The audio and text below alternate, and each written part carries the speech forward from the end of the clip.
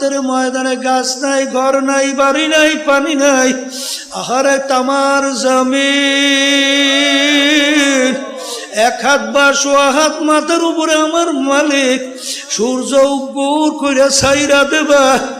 আমার মালিক বলবে, সূর্য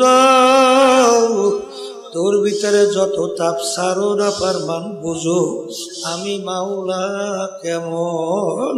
বাজা সূর্যের তাপে তামার জমিন পুইরা লাল চামড়ার মতো লাল হইয়া যাবে।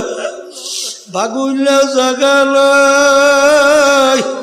আমার মালিক বলেন, আমার আল্লাহ বলেন, লা ইয়ামুতু ফিহা ওয়ালা ইয়াহইয়া, মানুষ বাঁচবেও না মরবেও না, মরণ তালাশ করে আর পাওয়া যাবে না। সূর্যের তাপে নাফরমানদের তালুটা টাস টাস করে ফাইটা মগজগুলা ভাতের মতো উতলাইয়া বাইয়া বাইয়া করতে থাকবে। আল্লাহ ওই সময় আল্লাহ রাসূল সাল্লাল্লাহু আলাইহি ওয়াসাল্লাম হাউজে কাউসারের পাশে ডাক দেবে, এ আমার উম্মতেরা আসো, এক গ্লাস হাউজে কাউসারে পানি পান করাবো।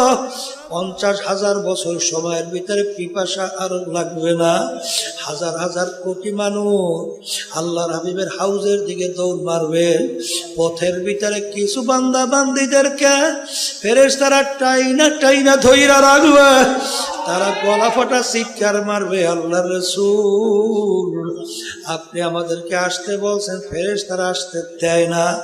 আল্লাহ রাব্বুল বলেন, ছাড়ো, এক গ্লাস হাউজে কাউসারে পানি পান করাবো।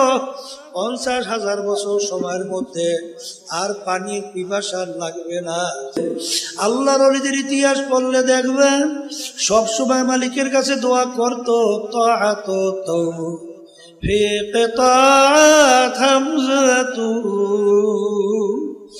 ইয়ামানাত ওয়া ইজাবাত হামজাতু।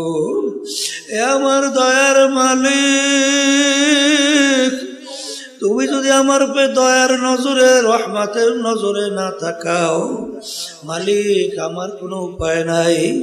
তুমি যদি টাইম দিয়ে তোমার কুদরতি কোলের ভিতরে জায়গা না দাও, মালিক আমার কোনো উপায় নাই।